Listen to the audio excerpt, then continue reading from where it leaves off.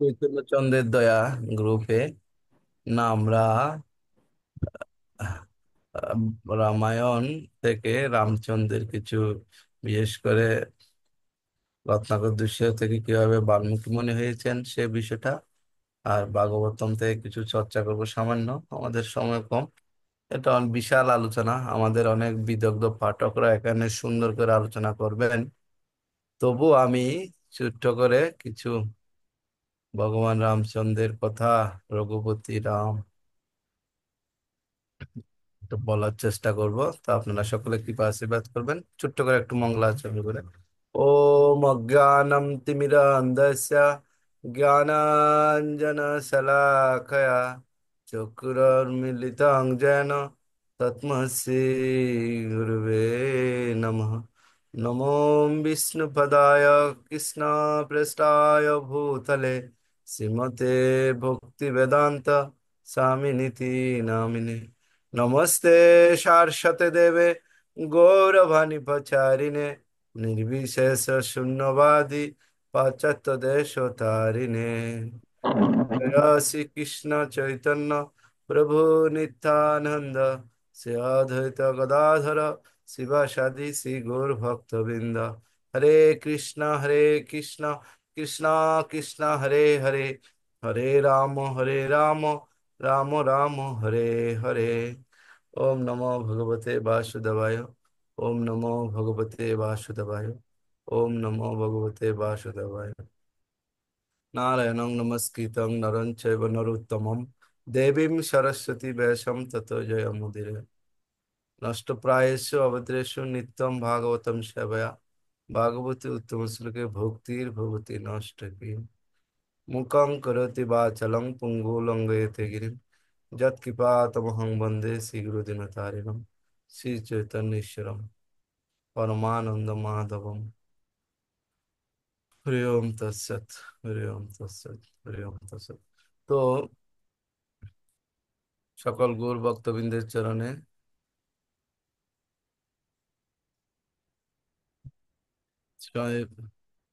স্বনির্বন্ধ অনুরোধ জানিয়ে, স্বনির্বন্ধ অনুরোধ জানিয়ে আমি রাম কথা, কিছু কথা বলার চেষ্টা করব। তো সকলের চরণে, বিশেষ করে আমার পরমাধ্য গুরুদেব ছিল জয়প্রকাশ স্বামী গুরু মহারাজ এবং ছিল প্রপাত এবং সকল গৌর ভক্তবৃন্দের চরণে কৃপা বিকাশ আশীর্বাদ করছি। বাঞ্ছা কল্পতরুভ্যশ্চ কৃপার সিন্ধু ব্যবচ পতিতানাং পাবনেভ্যো বৈষ্ণবেভ্যো নমো নমঃ। জয় শ্রী প্রভুপাদ জগন্নাথ। তো আমরা দেখতে পাই না পুরাকালে, যদিও অনেকে বলে যে রাম জন্মে জন্মাবার অনেক আগে রামায়ণ লিখিত হয়েছে, কিন্তু শাস্ত্রে সেরকম কোনো প্রমাণ দেখতে পাওয়া যায় না। যখন আমরা দেখতে পাই যথাযথভাবে, না রামায়ণ এবং রামের চরিত্রকথা প্রায় সমসাময়িক, ঠিক আছে। তো তারপরও পুরাকালে রত্নাকর নামে এক বেধ বা দুষ্য ছিল। সে কি করত না, বনে জঙ্গলে পশু হত্যা করে যে হোক তার গৃহস্থ ধর্ম পালন করত, সংসার নির্বাহ করত। তো এক সময় না ভগবান বর্মার মানসপুত্র ছিল নারদ মুনি, না ওই পথ দিয়ে যাচ্ছিলেন। যদি আপনার সকলে গল্পটা জানেন, আমি আশা রাখছি। তো ওই পথ দিয়ে যাওয়ার সময় না সেখানে যাওয়ার পথে একটা বন পড়ে, এখন বন দিয়ে যাচ্ছিল। আসলে তো নারদ মুনি হচ্ছে নারদ, নারদ মুনি হচ্ছে নারায়ণ, যিনি নারদ মুনি যিনি নারায়ণকে আনয়ন করতে পারে আমাদের জন্য। তো খুবই গুরুত্বপূর্ণ। তো এই নারদ মুনি না কি করছিল, নারদ মুনি যাওয়ার সময় না তাকে রত্নাকর দৃশ্য দেখলো। নারদ মুনির সাথে নাকি পর্বত মুনিও ছিল, সেটা আমি শিওর না, তবে কি নারদ মুনি ছিল। আহ, এখন নারদ মুনি যখন যাচ্ছিল, তো নারদ মুনি কে বা পর্বত মুনি, এই দুইজনকে আহ, আপনাদের কেউ জানা থাকলে কিন্তু এটা সংশোধন করতে পারেন, এটা নারদ মুনির সাথে যদি অন্য, হ্যাঁ যা হোক। তো যাওয়ার সময় না ওরা, হ্যাঁ দেখা হলো, তো তাদেরকে ধরলো যে ওদের টাকা পয়সা যা আছে নেবে। ওরা বলছে আমরা তো সাধু, আমাদের তো তেমন কিছু বিশেষ কিছু নেই, তুমি আমার থেকে কি নিবে? আমাদের একটা কুমন্ডল আছে, আর কি, কিছু তো নেই। তো বলছে না, আপনাদেরকে না আপনাদের মধ্যে আছে, আপনারা দিচ্ছেন না। তখন নারদমণির এই এই মনোভাব দেখে নারদমণি কি করলো না, তৎক্ষণাৎ একটা বুদ্ধি কাটিয়ে বললো, ঠিক আছে তুমি যে আমাদের সাথে এভাবে বলছো বা এরকম ব্যাপারটা বুঝাচ্ছ, ঠিক আছে, তুমি এটা কি জন্য করছো? বলছে এটা আমার স্ত্রী পুত্র পরিজন, আমার পিতা মাতা সবাই আছে, তাদের ভরণ পোষণের জন্য আমাকে এটা করতে হয়।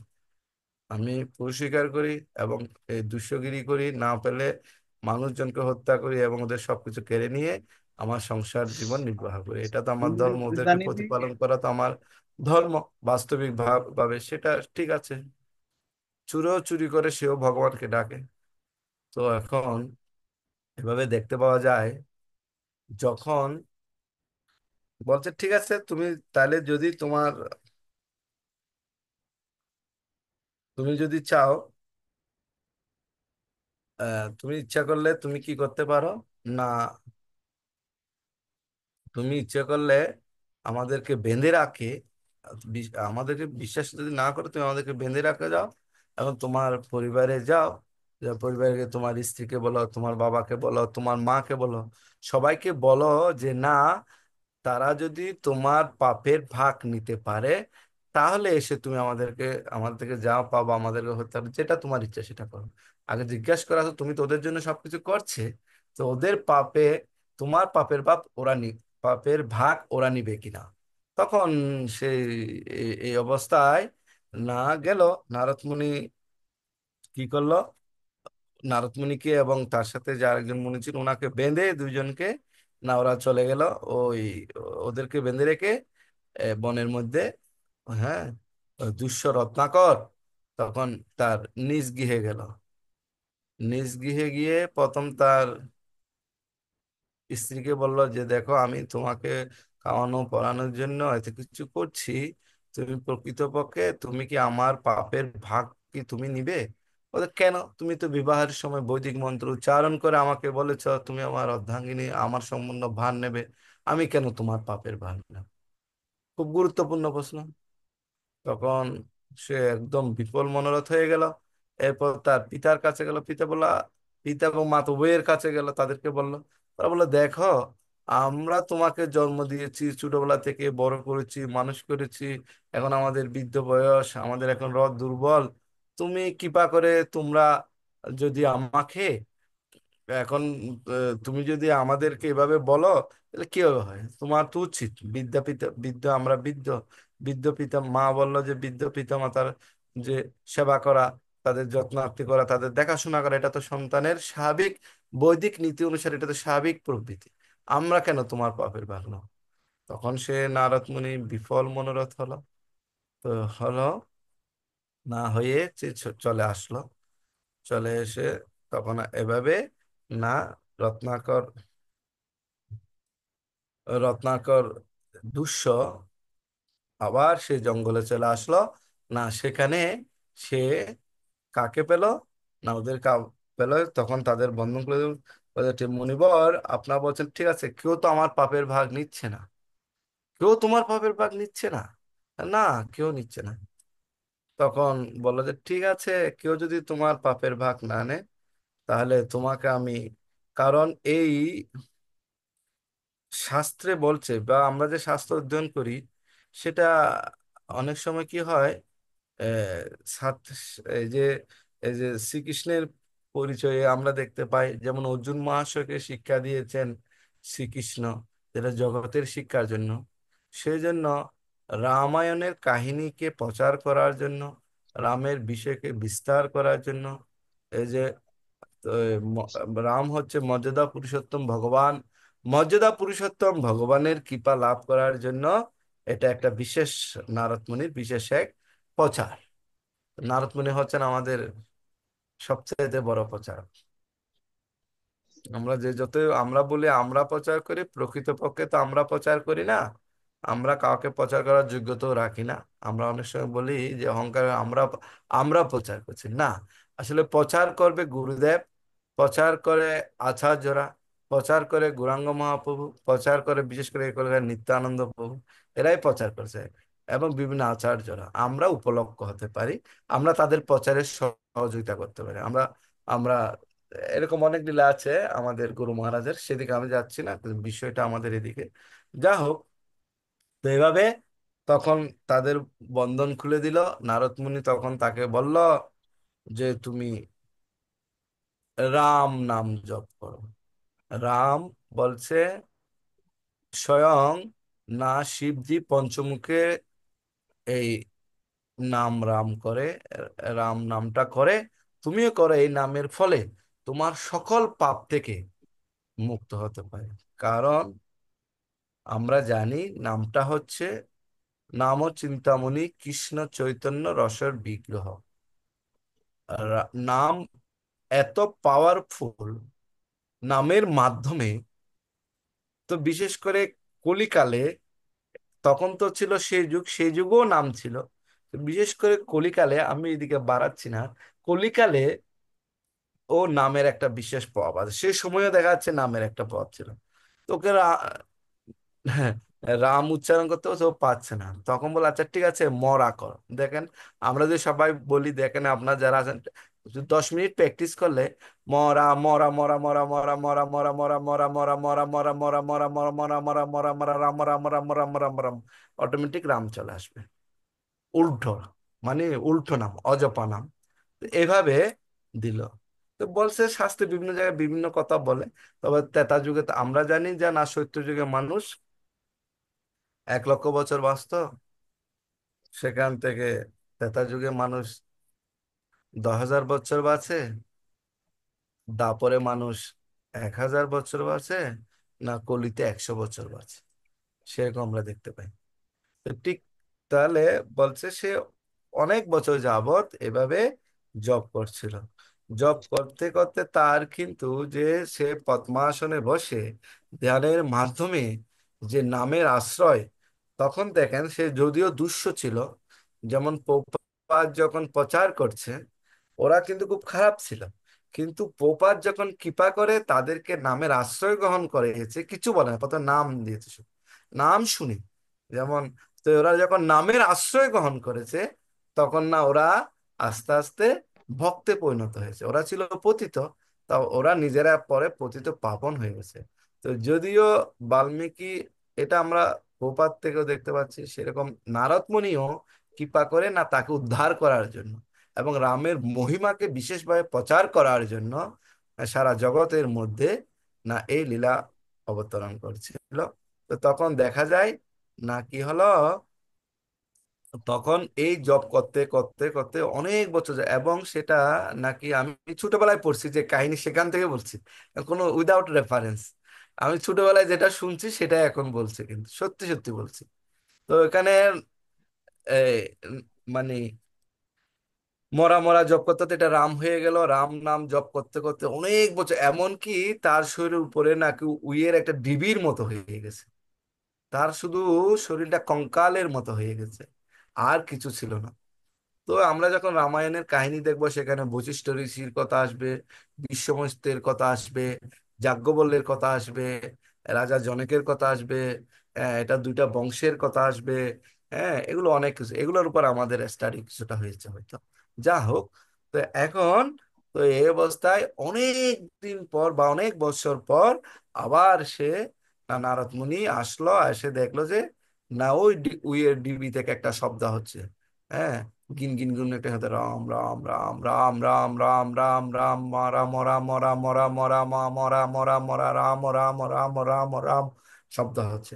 এই যখন রাম রাম শব্দ ছোট্ট শুনতে পারছে, তখন উনি গেল নারদ মুনি। নারদ মুনি তো আসলে সকল ভক্তদের মনোভাব বুঝতে পারে, ওরা তো প্রচারক, প্রচার করে। তা আমি তো প্রথমে বলছি আমরা প্রচার করি না, প্রচার করে নারদ মুনি, প্রচার করে বর্মা, নারদ মুনি, হ্যাঁ, ব্যাসদেব, পরীক্ষিত মহারাজ, সুখদেব গোস্বামী, অন্যান্য আচার্যরা এবং ঈশ্বরপুরী চৈতন্য মহাপ্রভু, নিত্যানন্দ প্রভু, স্বরূপ গোস্বামী, হ্যাঁ, তার মধ্যে আমি ভট্ট গোস্বামী, রঘুনাথ গোস্বামী, যেটাকে আমরা দাস গোস্বামী বলি, এইভাবে না চৈতন্য মহাপ্রভু, নিত্যানন্দ প্রভু, না পরবর্তীতে বিভিন্ন আচার্যরা না এই নামের মহিমা প্রচার করেছে সকলে। তো মহাপ্রভু এক পর্যায়ে না নিত্যানন্দ প্রভুকেও উপদেশ দিয়েছিল যে না, আমি তো বাংলা থেকে চলে আসছি, আমি সন্ন্যাস নিয়েছি, তো তুমি এখন বাংলায় গিয়ে না এই নাম প্রচার করো, কৃষ্ণ নাম প্রচার করো। ঠিক আছে, আগে তো অনেক লীলা হয়েছে। এইবার আমরা দেখতে পাই যে যেমন আমরা শ্রীমদ্ ভাগবতম সেটা দেখতে পাই, বদন্তি তত্ত্ববিদম তত্ত্বৎ যৎ জ্ঞান মহোদয়ম বর্মা ইতি পরমাত্মা ইতি ভগবান ইতি শব্দ। তাহলে পরম তত্ত্ব তিন রূপে উপলব্ধ হন, একটা বর্ম, একটা পরমাত্মা, আর একটা হচ্ছে ভগবান। হ্যাঁ, ভগবান এবং ভগবানের সবকিছুর আদি উৎস, এইটা জেনে যে ভক্তির মাধ্যমে ভগবানকে জানা। তো তো এখন আমরা দেখতে পাই না নারদ মুনি, না এই নারদ মুনি কি করছিল, এই নারদ মুনি কি পায়, তখন উনি কুমন্ডল থেকে ওখানে তার জলের সঞ্জীবনী সুটা দিল, তখন সেটা থেকে দেখলো যে কঙ্কাল সার থেকে একটা রাম নাম উচ্চারিত হচ্ছে। তখন তিনি আশীর্বাদ করলো, তখন তার আস্তে দেহ গঠিত হলো, এভাবে রাম নাম উচ্চারণ করছে। এবং সে তখন অনেক আহ, অনেক খুবই মহিমান্বিত হলো। তখন তাকে উনি আশীর্বাদ করলো যে তুমি এই নামের আশ্রয় গ্রহণ করিয়া তুমি উদ্ধার হয়েছ। তুমি ছিল না একদম পাপাত্মা ছিলে, মানুষ হত্যা করতে, এইভাবে জীবনযাপন করতে, পশু হত্যা করতে, হেন কোনো অপরাধ নাই তুমি করতে না। কিন্তু তুমি যখন এখন নামের আশ্রয় গ্রহণ করছো, নাম তোমার সিদ্ধ হয়েছে। এখন তুমি যখন যে নামে সিদ্ধ হয়েছে সেই রাম নাম, তুমি রামের উপর কিছু লিখবে, রামের বিষয়ে জানবে।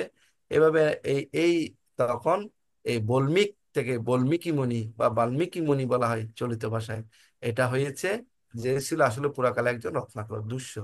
তো যদি নারদ মুনির কৃপায় আমাদের গুরুদেবরাও হচ্ছে এখানে প্রচারক, এরাও অনেকটা নারদ মুনির প্রতিনিধি।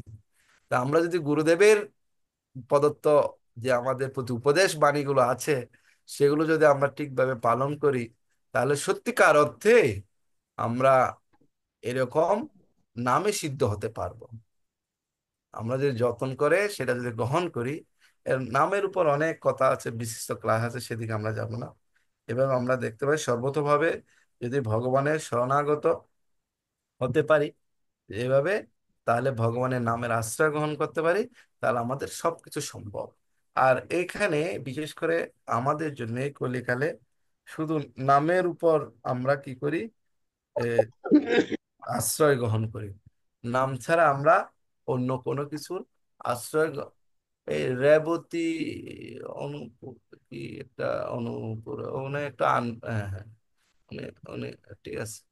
সবাই কারা কারা একটু আনমিউট আছেন তারা মিউট করে রাখেন পরিবার। তাহলে আহ, না, তো এই অবস্থায় এভাবে চলতে চলতে না উনি শোনা যায় উনি এভাবে থেকে, তো বাল্মীকি মুনি সে সময়ে যে সংস্কৃত ভাষায় যে রামায়ণ লিখেছিল, সেটা বলা হচ্ছে 26,000 শ্লোক ছিল। কিন্তু পরবর্তীতে মতান্তরে এখন বলা হয় না 24,000 শ্লোক, অনেক শ্লোক এখান থেকে রিডিউস হয়েছে। যেমন গীতার ব্যাপার অনেক কথা আছে, যাক সেদিকে আমরা যাচ্ছি না। এখন রিডিউস হলো 24,000 শ্লোক। তাহলে আমাদের ভাগবতম হচ্ছে 18,000 শ্লোক, আর এখন বাল্মীকি রামায়ণে বর্তমানে প্রেজেন্ট অবস্থায় 24,000 শ্লোক পাওয়া যায়। কিন্তু 26,000 শ্লোকের কথা আমরা আমাদের যে ভক্তি বিকাশ স্বামী মহারাজ আছে সেখানে উনি উল্লেখ করেছেন, এটা আমরা দেখতে পাই। তো যা হোক, তো আমরা দেখতে পাই একটা আমরা রামায়ণের কথার আগে এই যে রামায়ণ যে মহর্ষি বাল্মীকি রামায়ণ নামে যে মহাকাব্য, এটা হচ্ছে মহাকাব্য রচনা করেছেন। সেটাই সমস্ত কাব্য, ইতিহাস, পুরাণ, যেমন বেদ হচ্ছে একটা পুরাণ, এটা হচ্ছে শ্রুতি। শ্রুতি শ্রুতির ধর্ম কোথায় থাকে, না ধর্মকে জানতে হলে আমাদের শ্রুতির আন্ডারে মানে শ্রুতিকে জানতে হবে। এই রামায়ণের কাব্যের শ্রুতিকে জানতে হবে, শ্রুতি এবং গুরুদেব, শ্রুতি এবং গুরুদেব, এবং এটাকে বলে সাধু শাস্ত্র গুরু বাক্য। শাস্ত্র মানে শ্রুতি, বেদ পুরাণ এগুলো এখন সব শ্রুতি লিখিত আকারে এখন আমরা পাওয়া যাচ্ছে। শ্রুতি থেকে। ঠিক আছে, স্মৃতি একটা, শ্রুতি একটা। ওকে। তো তারপর এই যে পুরাণগুলো পাচ্ছি, এই এই এটা হচ্ছে মহাকাব্য, এটা হচ্ছে আদি কাব্য। যেমন আমরা বলি না, বেদ পুরাণাং কাব্য চ পবুমিত্র পিয়েব চ ভূদয়ন্তে তিহি পাহুষ ত্রিবিদ ভাগবতং পুনঃ। বেদ শিক্ষা দেয় প্রভুর মতো, যেটা সরাসরি ভাবে। পুরাণ শিক্ষা দেয় বন্ধুর মতো, যেটা পরোক্ষ ভাবে। এই কাব্য শিক্ষা দেয় প্রেমিকের মতো, মানে ইঙ্গিতের মাধ্যমে। এভাবে না আমরা এই ভাগবতকে আমরা তিন ভাবে শিক্ষা দিই। এখানে বলা হয়েছে কাব্য প্রেমিকের মতো, ইঙ্গিতের মাধ্যমে শিক্ষা দেয়। এই রামায়ণটা হচ্ছে একটা মহাকাব্য, যেটা আমাদেরকে ইঙ্গিতের মাধ্যমে শিক্ষা দিচ্ছে। সেজন্য কাব্যের ভাষা, রচনাশৈলী অনেক শ্রুতিমধুর। যেহেতু আমি ইন্ট্রোডাকশন করছি, সেজন্য একটু ইন্ট্রোডাকশন দিয়ে দিচ্ছি। বউ কিরম হচ্ছে যায় না, অনেক শ্রুতিমধুর ও মনোরম হয়ে থাকে, এটা আমাদেরকে বুঝতে হবে। এবং রামায়ণের ভাষা সম্পর্কে বলা হয়েছে মধুরম মধুরাক্ষরম। অর্থাৎ রামায়ণের প্রতিটি অক্ষর হচ্ছে না মধু থেকে মধু, মধুর মতো মিষ্টি। আর ভাগবত সম্পর্কে বলা হয়েছে প্রেমবর্ষে অক্ষরায়তে। অর্থাৎ ভাগবত প্রতিটি অক্ষর ভগবত প্রেম বর্ষণ করতে পারে। আর রামায়ণ কি করে না, রামায়ণের ভাষা সম্পর্কে বলা হয়েছে এত মধুর থেকে মধুরাক্ষরম, যে আমরা অচ্যুত ভগবানকে জানতে আমাদের খুব সাহায্য করে। যদিও রামায়ণ অক্ষর ও রচনাশৈলী অত্যন্ত মধুর, কিন্তু এর অন্তর্নিহিত বার্তাগুলো সিংহের গর্জনের মতো গম্ভীর এবং গভীর, খুবই গুরুত্বপূর্ণ। সেই জন্য তো বাল্মীকি মুনিকে বলা হয় মুনি সিংহ। এই যে আমরা এতক্ষণ যে বাল্মীকি কাহিনী আলোচনা করলাম, ওনাকে বলা হয় মুনি সিংহ। আর আর সেই জন্যেই রামায়ণের এত জনপ্রিয়তা। সেজন্যই রামায়ণকে বলা হয় হিন্দুদের বাইবেল। এটা মানে ইয়ে করে বলছে। আমরা রামায়ণে 7টি কাণ্ড দেখতে পাই। হ্যাঁ, ভাগবতের চেয়ে অনেক বড়, এখন 24,000 শ্লোক আছে। আধুনিক ব্যস্ত মানুষের পক্ষে অ্যাকচুয়ালি সত্যিকার অর্থে এই রামায়ণ, আমরা তো ভাগবতই শেষ করতে পারি না। আর সংস্কৃত বিষয়ে আমরা তেমন একটা অভিজ্ঞও না। তো এরকম দেখবেন ভাগবতের যেরকম প্রচার হয়, আসলে বাল্মীকি রামায়ণ আছে, কীর্তিপাশ রামায়ণ আছে, তারপর রামচরিত মানুষ আছে, আরো অনেকের আছে। তো অনেক ভাষায় অনেক জায়গায় রামকে নিয়ে অনেক কথা অনেকভাবে বলেছে। তো আমরা সেগুলোকে প্রামাণ্য ধরবো না, যেহেতু আমাদের বৈষ্ণবরা। এবং ভাগবতমে দেখা যায় না, বিশেষ করে বাল্মীকি রামায়ণের থেকেই সুখদেব গোস্বামী, হ্যাঁ, পরীক্ষিত মহারাজকে এ রামায়ণ কাহিনীটা শ্রবণ করিয়েছিল। কোথায় থেকে? না, বাল্মীকি রামায়ণের কাহিনী থেকে। এবং উনি ওখান থেকে বলছিল খুব সুন্দর করে। আসলে ভাগবতের 9 স্কন্ধে খুব সুন্দর করে 2-3টে অধ্যায় আছে, 13 এবং 14 অধ্যায়। সঠিক এরকম হবে। সেগুলো যদি আমরা ভালো করে অধ্যয়ন করি, সংক্ষিপ্ত ভাবে, এত সুন্দর ভাবে, যদিও 2 চ্যাপ্টার এনেছেন, এত সুন্দর ভাবে সবকিছু যে পরীক্ষিত মহারাজকে, কারণ সময় নাই, এরকম কাহিনী বলতে গেলে তো এটা অত সময় চলে যাবে।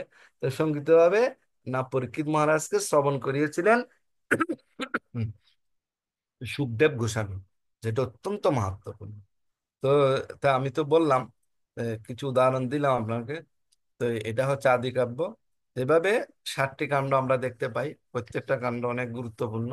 তো এভাবে আমরা যদি এইরকম, তো একটা বলছে আমরা চৈতন্য চরিতামৃত, রাম রাঘব, রাম রাঘব, রাম রাঘব রক্ষ মাম, কৃষ্ণ কেশব, কৃষ্ণ কেশব, কৃষ্ণ কেশব পাহি মাম।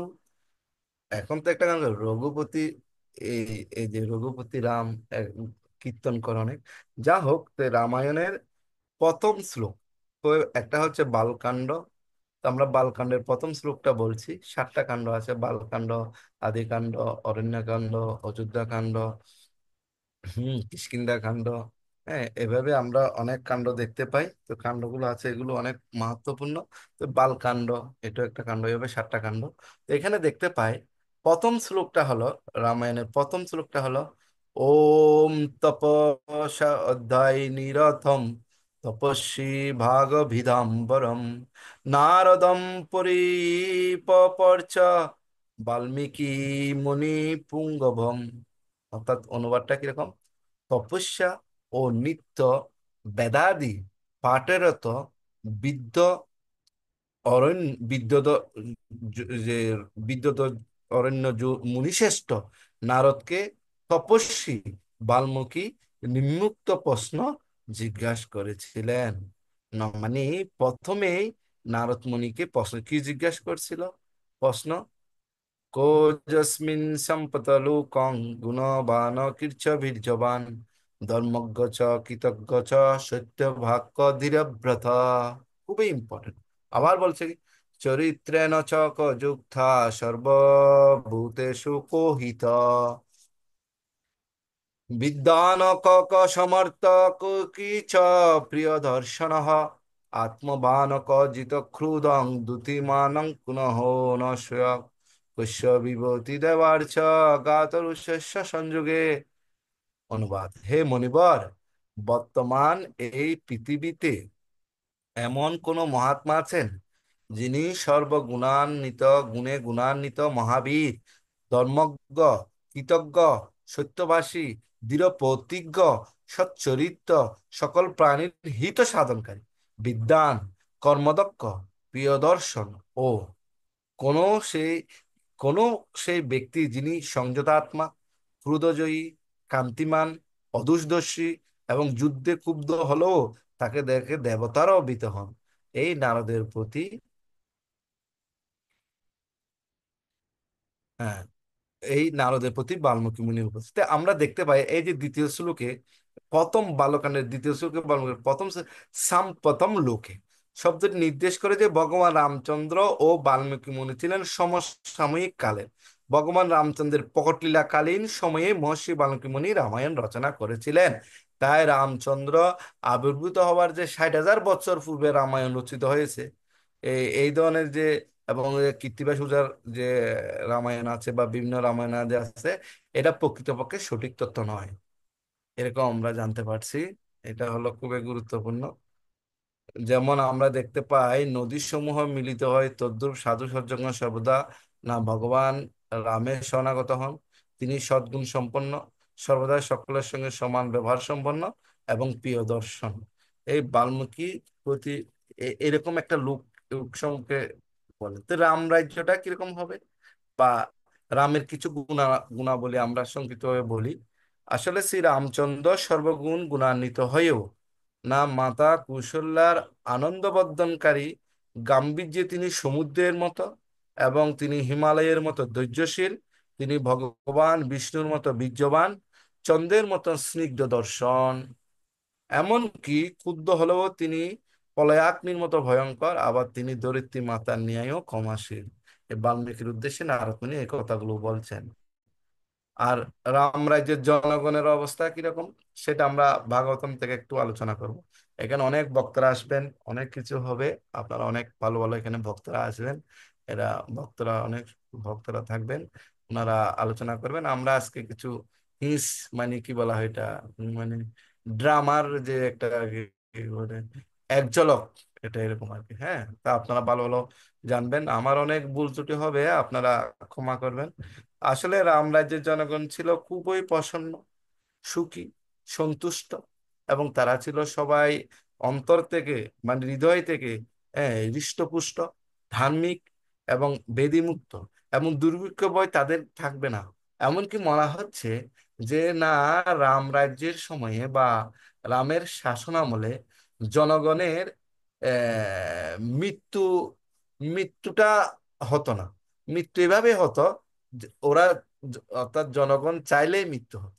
যেমন আমরা এখন বাস্তব জীবনে দেখতে পাই, যে সমস্ত দেশে দুঃখ, দারিদ্র, সন্ত্রাসী, হ্যাঁ, মানসিক টেনশন, সবসময় একটা দেশধ্বনি হলো, সবসময় একটা যুদ্ধ, সবসময় একটা অহংকার, হিংসা, মানে রজতম গুণটা বেশি, সেখানে মানুষ বেশি দিন বাঁচে না। আমাদের পৃথিবীতে এখনো দেখবেন যে সমস্ত দেশগুলো একদম শান্ত, বিশেষ করে জাপানে মানুষ, এবং যারা জাপানে গড়ে 375 গ্রাম আজকে হয়েছে শিশু থেকে হিসাব করে গড় পড়তা, ঘরে ইন এভারেজে 375 গ্রাম সবাই সবজি গ্রহণ করে, এবং সবাই হাসি খুশি, যারা খুব সুন্দর। এবং সেখানে অনেক অনেক বর্ণনা ভাগবতম আপনারা পাবেন, বাল্মীকি রামায়ণেও আছে। তো দেখা যাচ্ছে, এবং নারীগণ কিরকম ছিল, নারীগণ ছিল অতীব সুন্দরী এবং তারা কখনো বিধবা হতো না, যেহেতু বললাম যে মৃত্যুও হতো না। এটা আমি, এগুলো আসলে প্রভুর কৃপায়, বিশেষ করে আমাদের সুবল খানায় প্রভুর কৃপায় আমার সৌভাগ্য হয়েছে। আমি ওই আপনি প্রভু যেদিন বলছে, সাথে সাথে আমি স্টাডি করা শুরু করে দিয়েছি। সেখান থেকে অনেক কিছু আমার মানে হৃদয়ে ঢুকছে, যেটা আমার নিজেরও অনেক পরিশুদ্ধ হতে, মানে সংসার, স্ত্রী পুত্র এগুলো জানতে অনেক সহযোগিতা করছে। এবং ধর্মটা আরো হৃদয়ে গভীর, মানে প্রভুদের যে কৃতজ্ঞতা না বলে শেষ করা যায় না আসলে।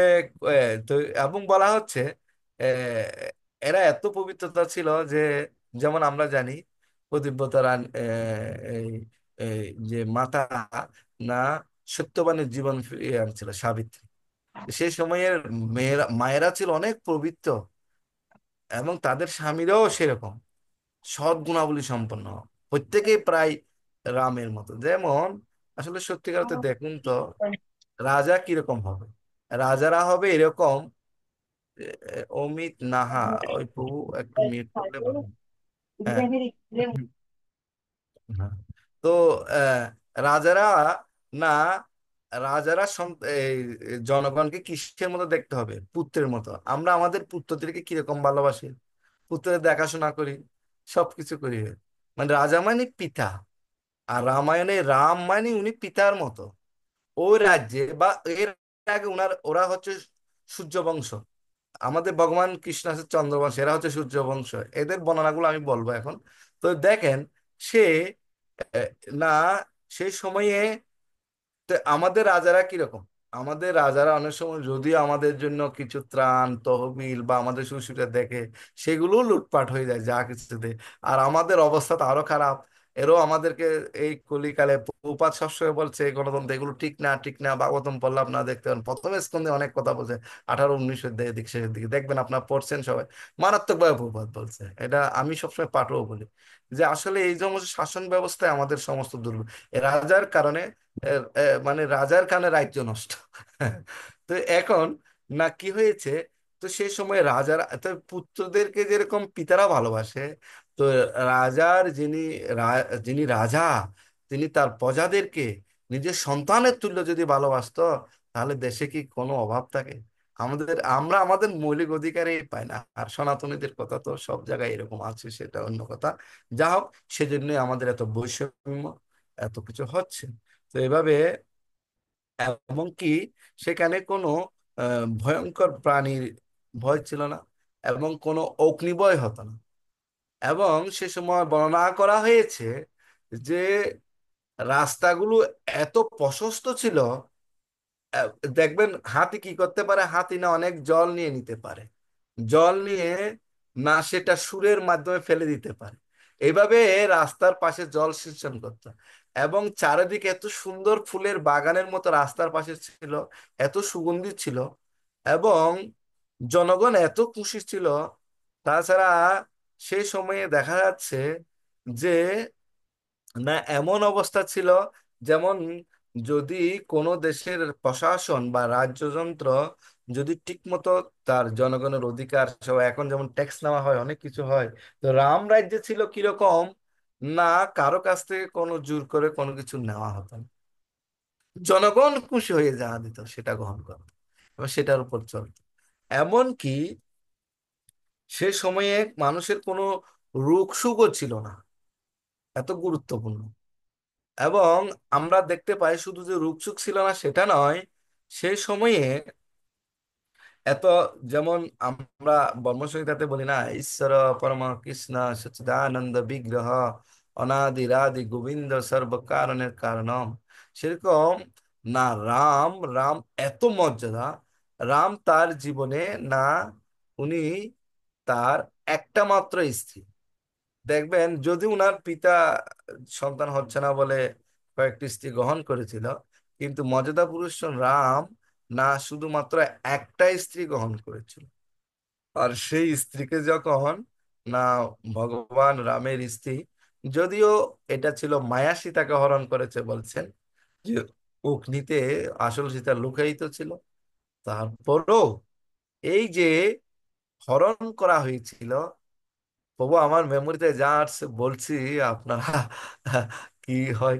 তো দেখা যাচ্ছে না, যখন সীতা দেবীকে, হ্যাঁ, হরণ করেছে রাবণ, তো এটার উপরও আমার অনেক বিস্তর ছিল, আগামী এই বিষয়ে বলতাম টুকটাক। তো রাবণ কিরকম, তো মা সীতা, মেয়েদের একটা বিশেষ কোয়ালিটি আছে। মেয়েদেরকে অনেক সময়, বিশেষ করে ভাগবতে প্রভুপাদ তাৎপর্যে কয়েক জায়গায় অল্প বুদ্ধি সম্পন্ন বলেছে মায়েদের। আসলে অল্প বুদ্ধি সম্পন্ন বলে তাই কি প্রভুপাদ বৃদ্ধ বলে, না কম জানে বলে বলছে না? এটা মায়েরা আপনারা ভুল বুঝবেন না যারা আছেন।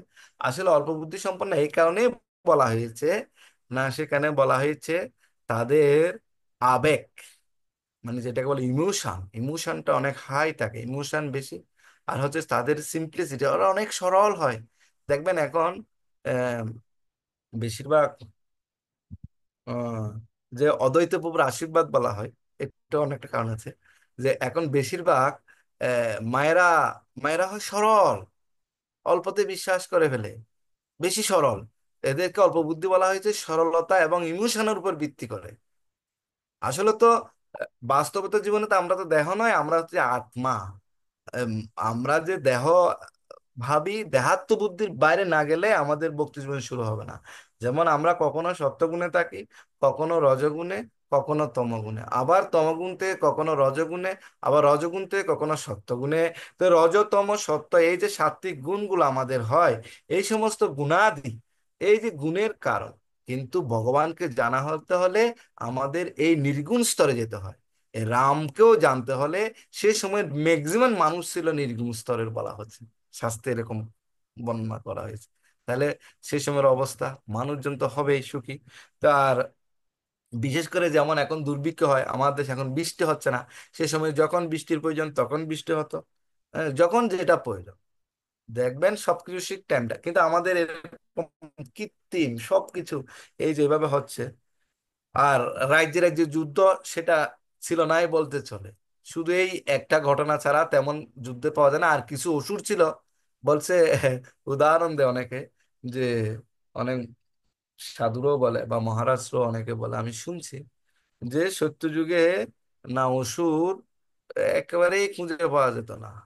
এটা আর এই তেতাতে এসে অসুররা আরেকটা প্রভিন্স, মানে আরেকটা রাজ্যে, অনেক দূর, অসুরকে খুঁজে পাওয়া যেত না।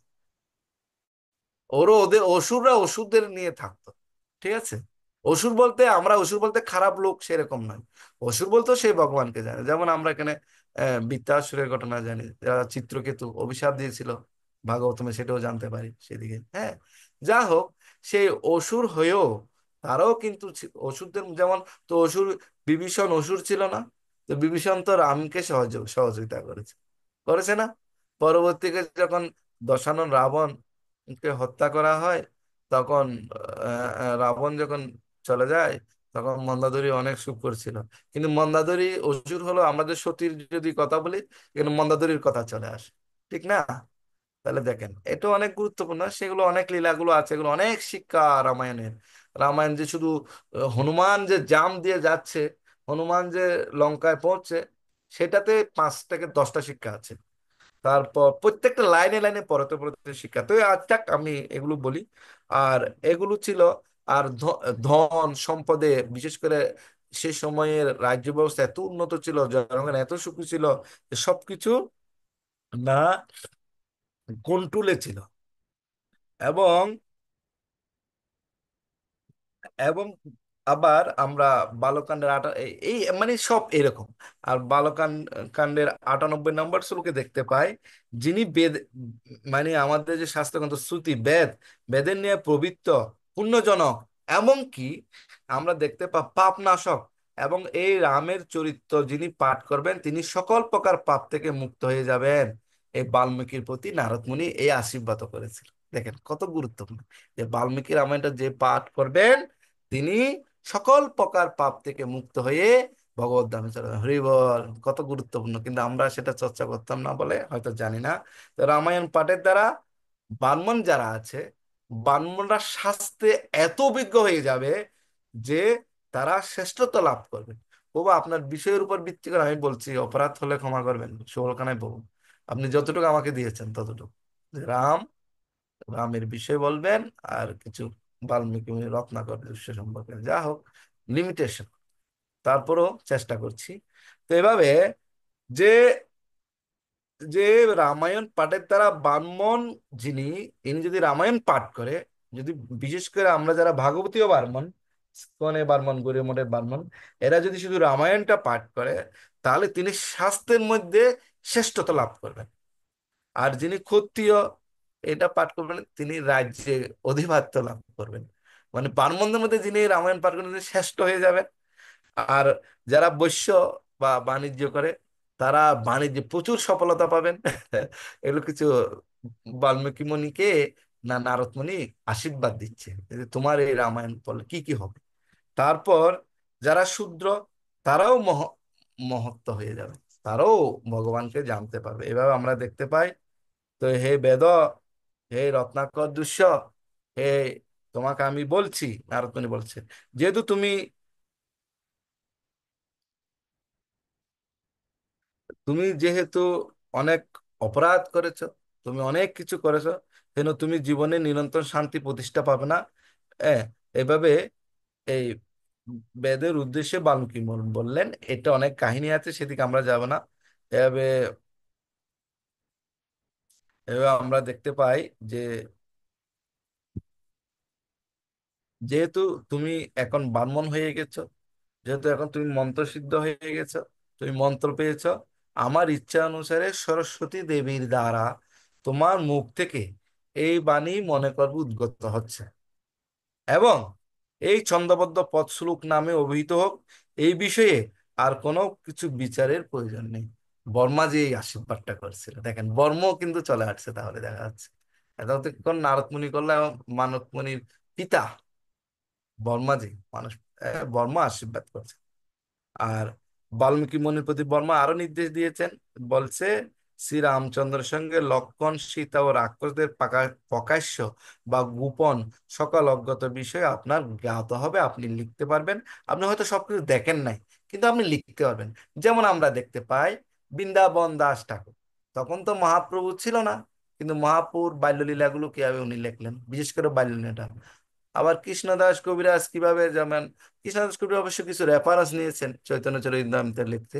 ইনি স্বরূপ দামোদরের কর্ছা এবং এই রঘুনাথ দাস গোস্বামীর এই কর্ছা, এগুলো থেকে নিয়ে, এবং মদন গোপালের আশীর্বাদ নিয়ে বৃন্দাবনের, উনি 92 বছর বয়সে লিখছিল, ওইটার উপর অনেক গল্প আছে। আমরা সে যে এভাবে দেখা যায়।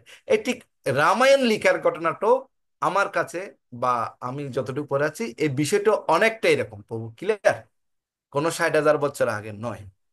ঠিক আছে, বুঝতে পারছেন ভক্তমণ্ডলী?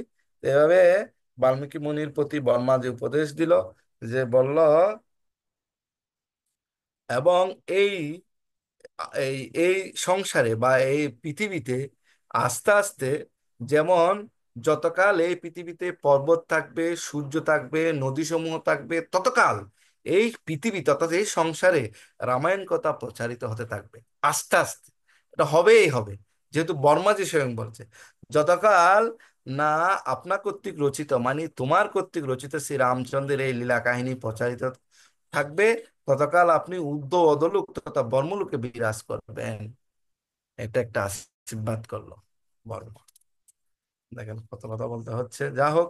হে হে ভাবুকজন, মহর্ষি বাল্মীকি প্রণীত সমাজ সন্ধি প্রকৃতি প্রত্যয়যুক্ত দুষ্রহিত মধুর এবং প্রসাদ গুণময় বাক্য গঠিত এই রঘুপতি রামচন্দ্রের চরিত্র কথা ও দশানন রাবণের বদবার্তা আপনারা শ্রবণ করুন। এখন বাল্মীকি মুনি বলছেন, কি শ্রবণ করবো আমরা তাইলে?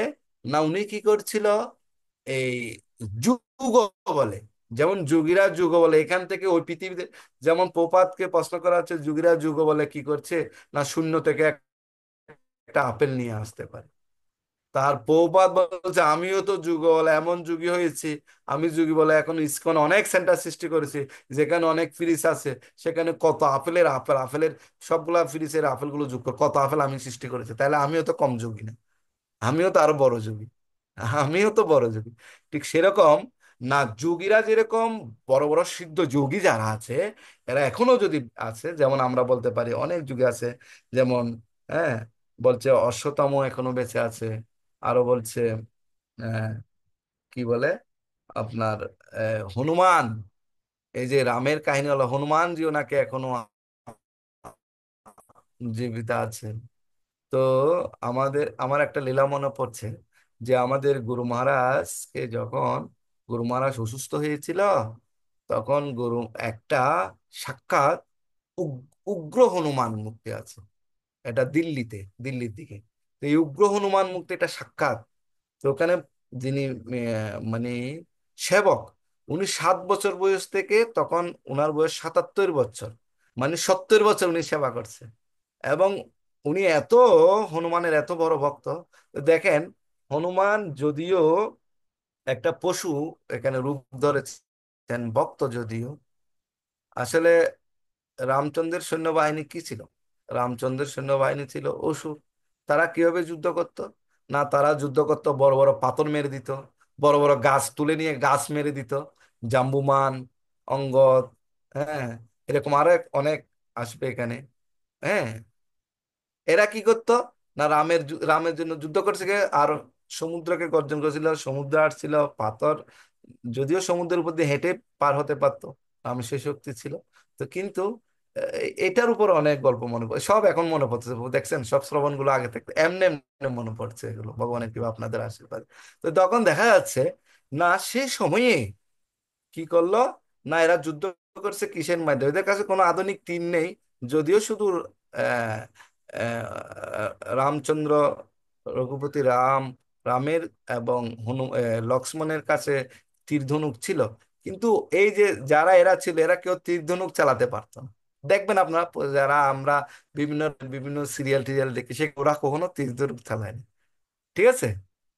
যেমন লক্ষ্মণ যখন শক্তিশালের দ্বারা আক্রান্ত হলো, না হনুমান যে কি করলো, না পুরা পাহাড় তুলে নিয়ে চলে আসছে। দেখেন সেবা মনোভাব কিরকম। তা আমরা তো সেরকম, আমাদের গুরুদেবদের জন্য আমরা কোনো সেবা মনোভাব বা সেরকম কিছু রাখতে পারি না। যা হোক, আমি যেখানে ছিলাম, যে উগ্র হনুমানজির এসে দেবানন্দপুর সেবক।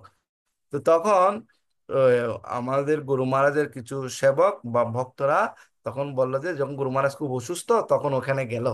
দেখেন, তো ওখানে গিয়ে, তো তখন বলা হচ্ছে, তো ওখানে গিয়ে বলে যে আমাদের গুরু মহারাজ খুব অসুস্থ, আপনাদের এই উগ্র হনুমানজি নাকি খুব খুব সক্রিয়, উনি খুব জাগ্রত। তা আপনি একটু হনুমান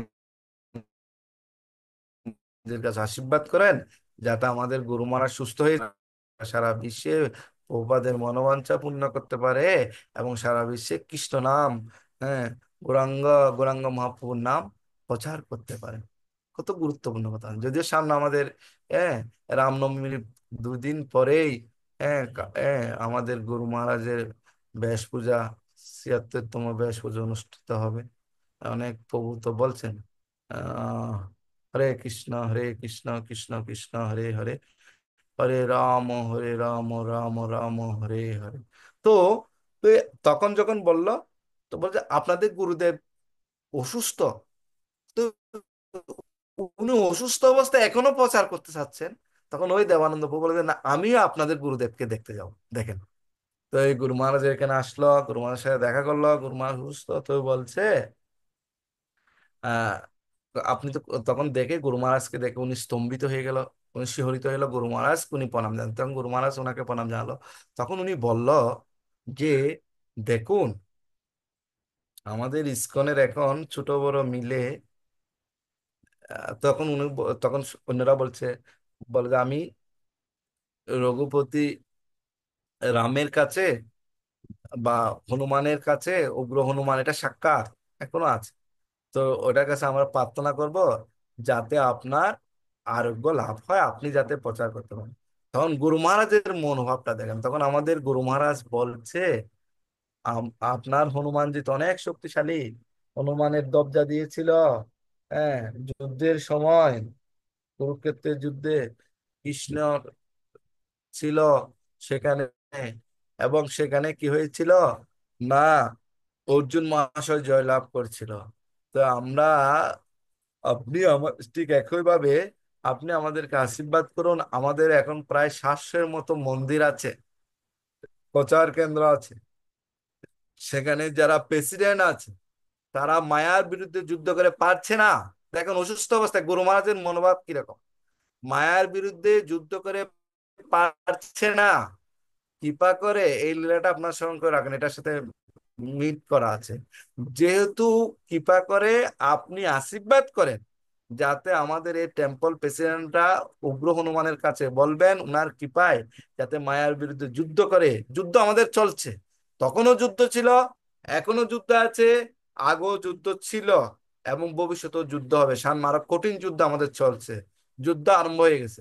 এটা পরিবার থেকে বলুন, সমাজ থেকে বলুন, বন্ধু থেকে বলুন, আত্মীয় স্বজন থেকে বলুন, এমনকি ভক্তদের থেকে হলো বলুন, যুদ্ধ চলছে, হিংসা যুদ্ধ হানাহানি এগুলো আছে ভাই, এগুলো কোনো নেই সেরকম। তো তখন আমাদের গুরু মহারাজ বলছে যে আমাদের শাস্ত্রের মতো প্রচার কেন্দ্রের আমাদের মন্দির আছে, টেম্পল আছে, টেম্পল প্রেসিডেন্টদেরকে যাতে এত আশীর্বাদ হোক যে ওরা যাতে মায়ার সাথে যুদ্ধ করে পেরে উঠে এবং ভালো করে প্রচার করতে পারে। তাহলে দেখুন আমাদের গুরু মহারাজের প্রচারের মনোভাবটা কিরকম। উগ্র হনুমানজির কাছে এখনো সাক্ষাৎ, তো হনুমান তো বলছেন, তো আমি যেখান থেকে ছিলাম, তাহলে সীতা দেবীকে হরণ করে না ভগবানের ভগবানের প্রিয়তমা বা ভগবানের যে কি বলা হয় স্ত্রী, মানে মর্যাদা পুরুষোত্তম রামচন্দ্রের স্ত্রী, তো তাকে না হরণ করে নিয়েছে রাবণ। তখন দেখা যায় ভগবান যে আমাদেরকে অবশ্যই রক্ষা করে। প্রথম যখন রাবণ নিয়ে যাচ্ছিল রথ করে, ওই যেখানে ছিলাম, তো যে সরল এবং ইমোশন আমাদের মাতাজিরা, তখন যখন বনে গেল, দেখেন মা সীতাও কিরকম ছিল। মা সীতাও ছিল রাজার মেয়ে, আর রামচন্দ্র ছিল রাজার মেয়ে, কিন্তু পতি ধর্ম রক্ষার্থে, পতি পতির গমন করার জন্য, না 14 বছরের জন্য যখন উম, উম, ককেই থেকে যখন আহ, আদেশ প্রাপ্ত হয়েছিল, সে বিষয়ে একটু দ্বিমত আছে, সেটা পরে একদিন আলোচনা হবে কোন যদি সুযোগ হয়। তো কইকেয়ী মাতা দুইটা বর, এটার অনেক কাহিনী আছে, সেদিকে আমরা পরে যাব। তো যখন অসুররা বিভিন্ন উৎপাত করছিল, তখন বিশ্বামিত্র মুনি একবার গিয়ে লক্ষ্মণের মাধ্যমে এবং রামের মাধ্যমে অনেক অসুরকে হত্যা করেছিল, সেটা অন্য কথা। তো যেভাবে দেখতে পাই, তো যখন লক্ষ্মণ, যখন রাম, না এখানে তিনটা মিগের কথা আসে। যেমন ভরত মহারাজ ভাবে স্তরে গিয়েও পতন হয়েছিল এই হরিণের দ্বারা আকৃত হয়ে। তো আমরা এই জগতে সবসময় মায়ার সাথে যুদ্ধ করি, তো মায়া হরিণের প্রতি যদি আমরা আকৃষ্ট হয়ে যাই, তাহলে আমাদের ভক্তি জীবনটা কিন্তু ভালোভাবে টিকবে না। মানে আমরা সব করবো ইমিটেশন, ইমিটেশন মানে নকল। আমরা যা করছি উপরে উপরে সুন্দর তিলক, সুন্দর কথা, কত কথা, কত শ্লোক, কত ভালো ভাব, কিন্তু দেখেন ভালো করে আমরা সুন্দর করে মঙ্গল আরতিটা করি না, ভালো করে শাস্ত্র গ্রন্থ অধ্যয়ন করি না, ভালো করে গুরুদেব পথ আদেশগুলো পালন করি না, ভালো করে প্রচার করার চেষ্টা করি না। প্রচার তো আমরা করি না গুরু মহারাজের কৃপা নিয়ে বা পৌপাদের কৃপা নিয়ে আমরা প্রচার করার চেষ্টা করি না, গৌরাঙ্গ মহাপ্রভুর কৃপা নিয়ে প্রচার করার চেষ্টা করি না, এবং আমরা ভক্তরা ভক্তদের মধ্যে হিংসা মনোভাব নিয়ে আসি। এবং এমনকি বৈষ্ণব অপরাধ, বৈষ্ণব অপরাধ এত গুরুত্বপূর্ণ, বৈষ্ণব অপরাধ হয়ে যায় সেজন্য আমাদের নামও প্রেম আসে না।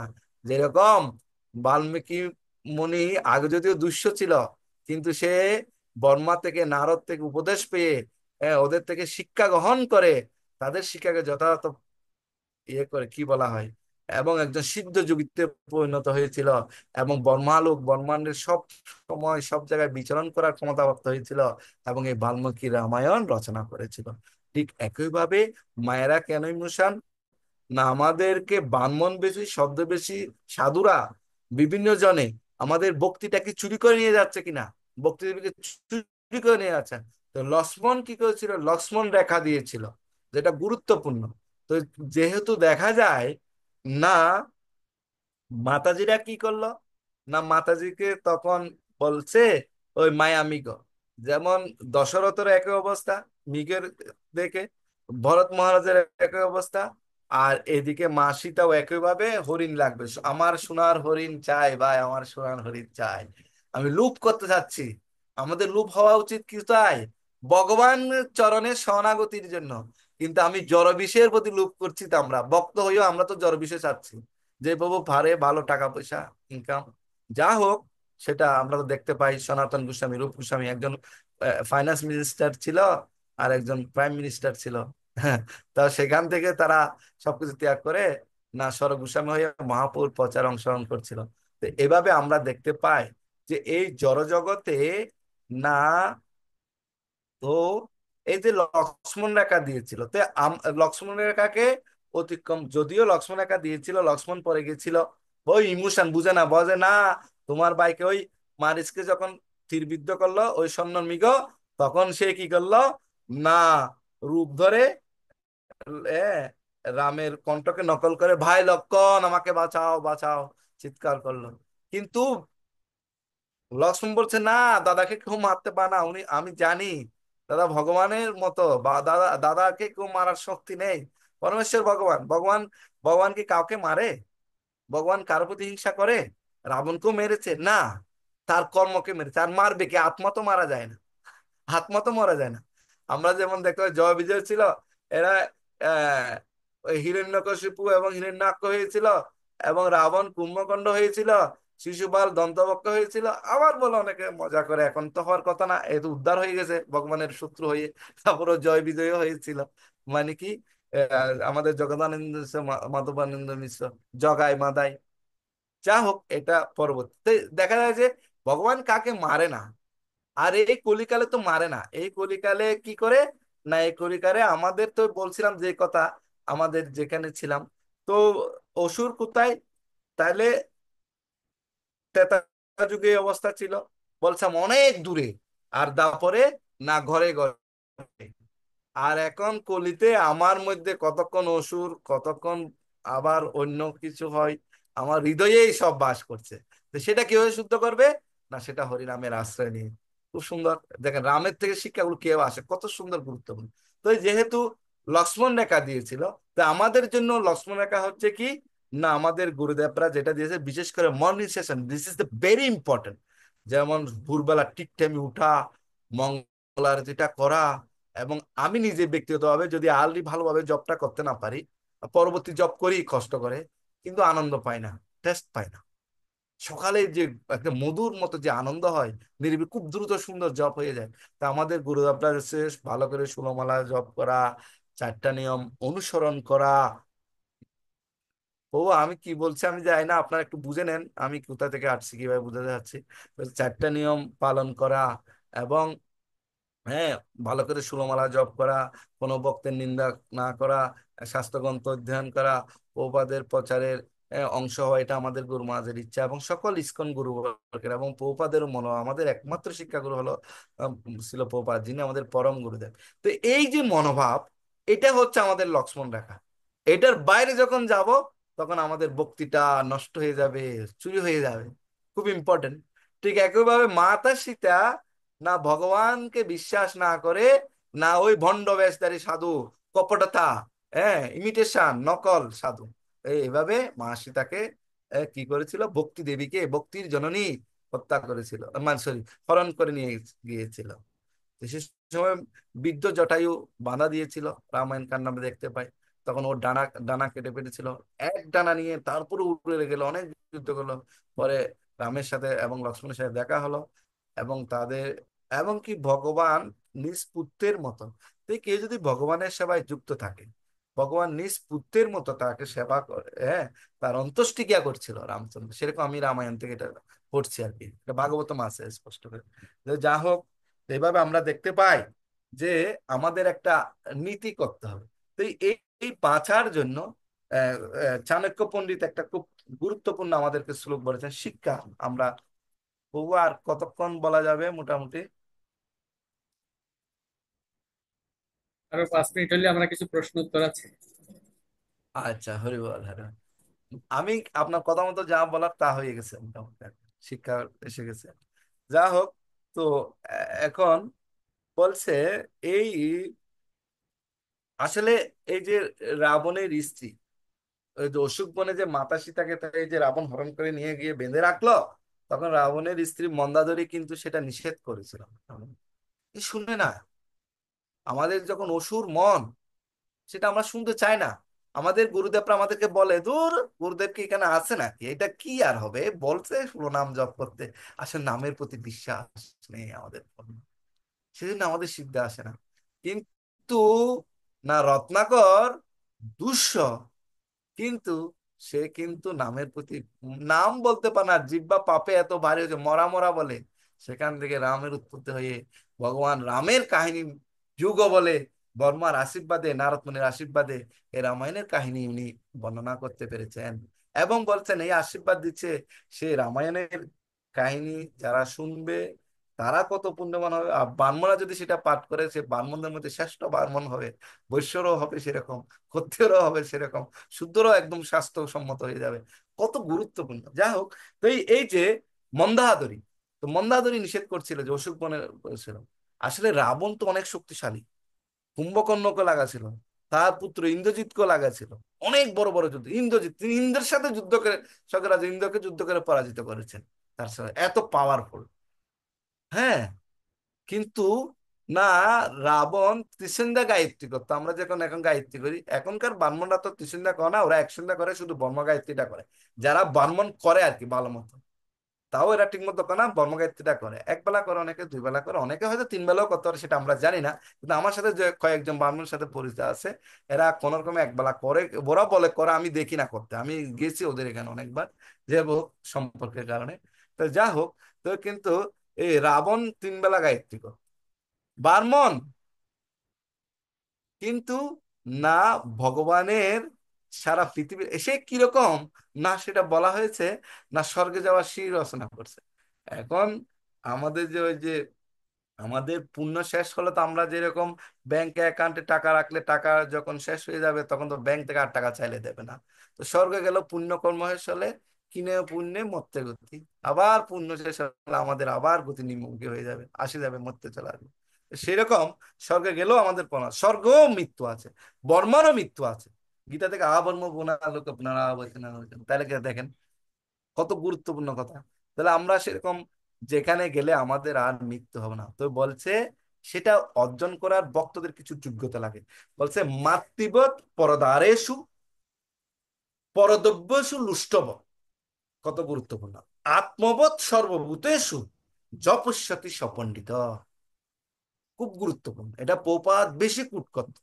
এটা আহ যিনি না আমাদের পর স্ত্রী দেখলে, এটা ঠিক আমাদের মাতা, মানে মা, শুধু মুখে বললে হবে না, হৃদয়ের অন্তর থেকে মাতার মতো দর্শন করতে হবে।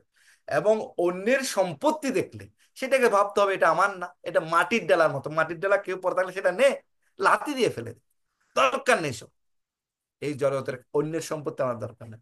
এটা কি বলা হয়, মাতৃবৎ, এই শ্লোকটা আমাদের সকলের মুখস্থ করা হচ্ছে। প্রবাদ যখন এতবার আমি প্রবাদের লেকচার গুলোতে এটা শুনছি, যে মাতৃবৎ পরদারেষু না পরদ্রব্যেষু লুষ্টব, কত গুরুত্বপূর্ণ। পরের জিনিসকে লুষ্টবোধ মানে মাটির ঢেলার মতো মনে করে। আর আত্মবোধ সর্বভূতেষু, অর্থাৎ অন্য সমস্ত জীবের প্রতি সারা সব সময় সদয়, মানে আত্মবোধ আচরণ করবে, কোনো জীবকে হিংসা করবে না। আবার দেখেন, যপস্যাতি সপণ্ডিত, তখন সে পণ্ডিত হবে, তখন সে সাধু। এর আগে সাধু হতে আমরা পারি না। এটা খুব চাণক্য পণ্ডিতের খুব গুরুত্বপূর্ণ ছিল। তো এই কি করছে, না রাবণ কি করছে, সব শক্তি প্রয়োগ করছে। তো রাবণের পরাজয় কেন হয়েছে, না এই মেয়েকে, না মাতৃজাতিকে সে কাম, সে না তার কি বলা হয় যৌন চাহিদা পূরণ করার একটা মনোবাসনা, তার কাম বাসনা চরিতার্থ করতে হয়েছে মা সীতাকে। এটা সম্ভব? যদিও সেটা আহ মায়া সীতা ছিল। তো এইভাবে খুবই গুরুত্বপূর্ণ। তো এই এই দেখতে পাই এই রাজ্য, এই সমাজ, এই এই ব্যবস্থা, আমাদের ধর্মগ্রন্থগুলো কত গুরুত্বপূর্ণ, কত সাজেস্টিভ। এইভাবে যদি আমরা যদি এটা বুঝতে পারি, এই যে, তো বুদ্ধিমান মানুষ কি করে, না পরস্ত্রীকে মাতৃভাব দর্শন করে। আর এই পরস্ত্রীকে কি করছে, রাবণ হরণ করতে চাচ্ছে। আরো কে ছিল, সেটা ছিল না ভগবান শ্রী রামচন্দ্রের মর্যাদা পুরুষোত্তম রামচন্দ্র। বলছে কৃষ্ণ হচ্ছে লীলা পুরুষোত্তম, মর্যাদা পুরুষ হচ্ছে শ্রী রামচন্দ্র, আর গৌরাঙ্গ মহাপ্রভু হচ্ছে, ভাই গৌরাঙ্গ মহাপ্রভু কি হবে, গৌরাঙ্গ মহাপ্রভু হচ্ছে উদার্য, উ- উ- উদাহরণ। উদার্য। তাহলে দেখেন আমাদের গৌরাঙ্গ মহাপ্রভু, দেখেন আমি রামলীলার সাথে মহাপ্রভুকে নিয়ে আসছি বারবার, আপনার বুঝেন, এবং শিক্ষাগুলো কেউ আনছে আমাদের গুরুদেব থেকে। খুব গুরুত্বপূর্ণ আপনার এটা শিক্ষা। আমরা শুধু রামের কাহিনী শুনে শুনে হা হা করলে হবে না, চোখ বাঁচালে হবে না। ওই যে ভক্তি সিদ্ধান্ত সরস্বতী ঠাকুর বলতো যে চারানার ভক্তি, এই ভক্তির আমাদের দরকার নেই। এভাবে সুখদেব গোস্বামী অনেক সুন্দর সুন্দর কথা বলছেন। বলছে রামচন্দ্র কর্তৃক যে রাবণ নিহত হয়েছিল, আমি সংক্ষেপ, তাহলে আপনারা জানেন। এবং ভরত ছিল, ভরত সে বল্ক ধারণ করেছিল, তার ভাই ভগবান না চারজন রূপে প্রকাশিত হয়েছিল। রামচন্দ্র, শ্রী রামচন্দ্র, লক্ষ্মণ, ভরত এবং শত্রুঘ্ন। ঠিক আছে, খুবই গুরুত্বপূর্ণ। চার রূপে প্রচার হয়েছে। যেমন এই কলিকালে না ভগবান পঞ্চতত্ত্ব রূপে আসছেন। হ্যাঁ, হ্যাঁ, জয় শ্রীকৃষ্ণ চৈতন্য প্রভু নিত্যানন্দ শ্রী অদ্বৈত গদাধর শিবাসাদি এই গৌর ভক্ত, এরা পঞ্চতত্ত্ব। পঞ্চতত্ত্বের মন্ত্র পঞ্চতত্ত্ব আত্মকৃষ্ণ ভক্ত রূপ সর্বকম ভক্তবতারং কাং ভক্তনাং ভক্ত শক্তিকম ভক্ততারং ভক্ত শক্তিকম। যেভাবে দেখা যায় না, যখন রাবণ হত্যা হয়ে গেল, দেখেন, আমরা কিন্তু সংক্ষিপ্ত করে বলছি, সেখানে কিন্তু রামায়ণের মূল কাহিনী শিক্ষাগুলো অনেক কিছু চলে আসছে অল্প সময়ের মধ্যে। তো এইভাবে দেখা যায় যে রাম হত্যা হয়ে গেল, এত কিছু বলার আমাদের দরকার নেই, এত বিষয়। সেখানে হনুমানের সহযোগিতায়, বানরদের সহযোগিতায় রাম হত্যা হয়ে গেল। রামচন্দ্র কর্তৃক নিহত রাবণকে নরক গমন অবশ্যম্ভাবী ছিল। কিন্তু ভগবান শ্রী রামচন্দ্র উপদেশ অনুসারে রাবণের ভ্রাতা বিভীষণ তার উদ্যোদৈহিক কৃত্য সম্পাদন করেছিল। এবার শ্রী রামচন্দ্র রাবণের মৃত্যুর পরেও তাকে কৃপা করেছিলেন। ভক্ত কিরকম, ভগবান কিরকম দেখেন। তাহলে আমরা সেই রামের ভক্ত, জয় শ্রীরাম। আমরা যে রামের ভক্ত, জয় শ্রী বলরাম কি হনুমানজি। এইভাবে আমি একটা গুরু মহারাজের লীলাও বলছি। তো এই হলো মূল বিষয়। এভাবে তারপর শুধু অশোক বনে শিশংপসা বৃক্ষের মূলে তার বিরহে কাতর এবং অত্যন্ত ক্ষীণা সীতা দেবীকে দর্শন করেছেন। দেখেন, শিশংপা বৃক্ষের মূলে সীতা দেবী, সীতা দেবীর একজন মায়ের চরণে, যেমন আমি কেন এই শ্লোকটা বারবার আনছি, হ্যাঁ, এই যে মাতৃবৎ পরদারেষু পরদ্রব্যেষু লুষ্টবৎ, সেটা আমি কেন বারবার আনছি? কারণ সীতা দেবীর যে হাত ধরেছে, বন্যটামি করে, মানে ছলনা করে, সাধু সেজে সীতা দেবীকে বুক করে, এই জড়জগতের সবাই হচ্ছে এখন রাবণ। আর আমরা হচ্ছে সবাই রাবণের সহচর। আমাদের গতি কি হবে সেটা মহাপ্রভু জানে, গুরুদেব জানে। আমরা সবাই এই আমাদের রাজারা হচ্ছে এখন রাবণের। হরিবল হরিবল, ভোগ করার বাঁচন, শুধু প্রভাব প্রতিপত্তি, যা হোক। এটা এভাবে সীতা দেবী অত্যন্ত কাতর হয়ে গেছিল। এ বৃক্ষ ছিল একটা শিশম্পা বৃক্ষের মূলে, তার বিরহ কাতর হয়ে অত্যন্ত কিনা সীতা দেবী দর্শন করেছিলেন। রাম দেখে সীতা দেবীকে, যেহেতু মর্যাদা পুরুষোত্তম ছিল, সেজন্য অনেক কথা আসবে।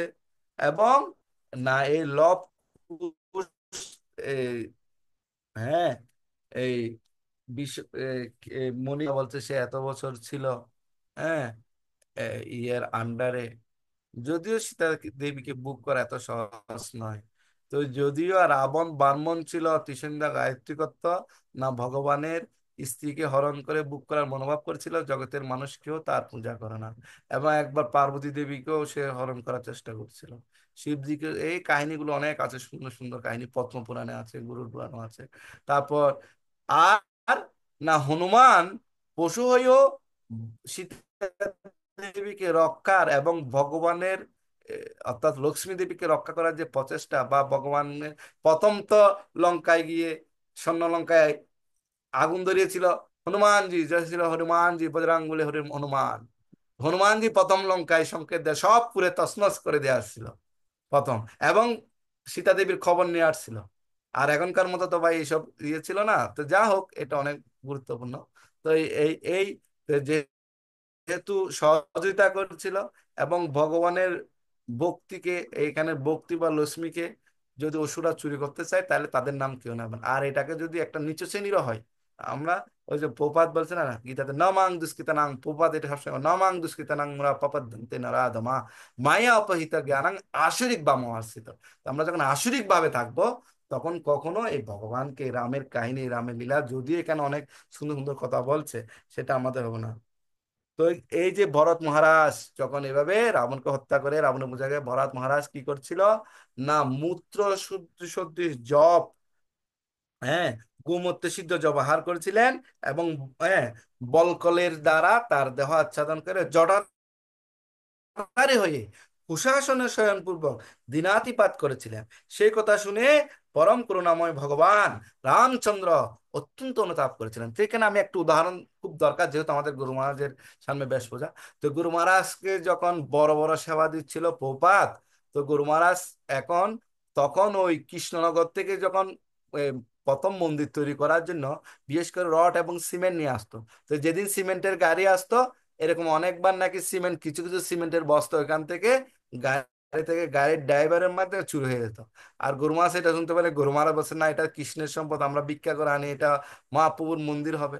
তো এখন জয়, যেমন আমাদের গুরু মহারাজ সম্পর্কে তো আপনারা জানেন, আমাদের গুরু মহারাজ ছিল কি, আহ, জন গর্ডন। হ্যাঁ।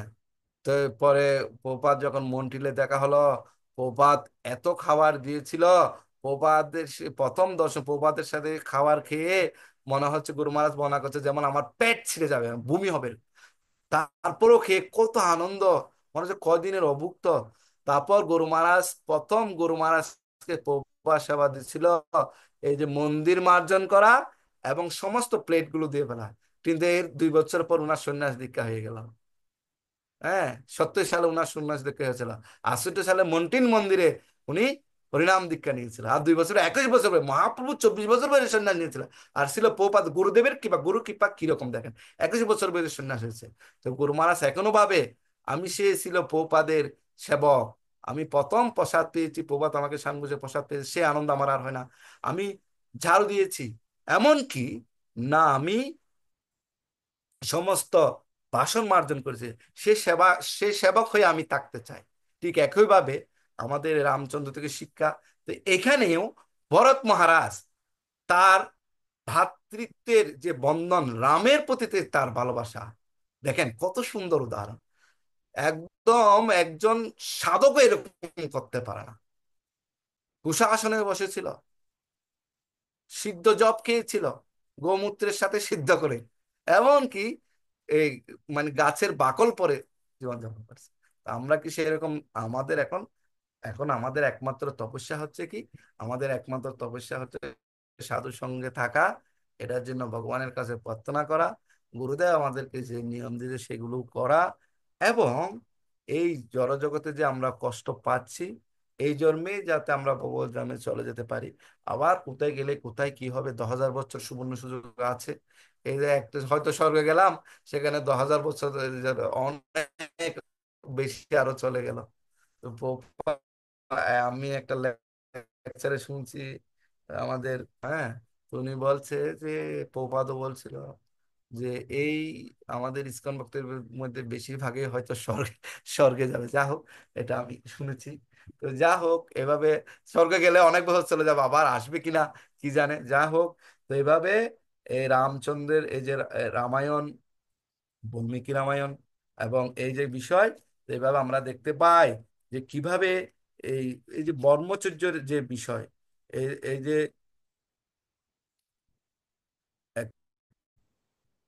একটু খুব সুন্দর করে এটা একটু বলতেছে তো এই এই ভরত শ্রী রামচন্দ্রকে তার পাদকা দুটি সম্বল করে অশ্রুপূর্ণ নিয়ে কীর্তাঞ্জলি হয়ে দাঁড়িয়েছিলেন।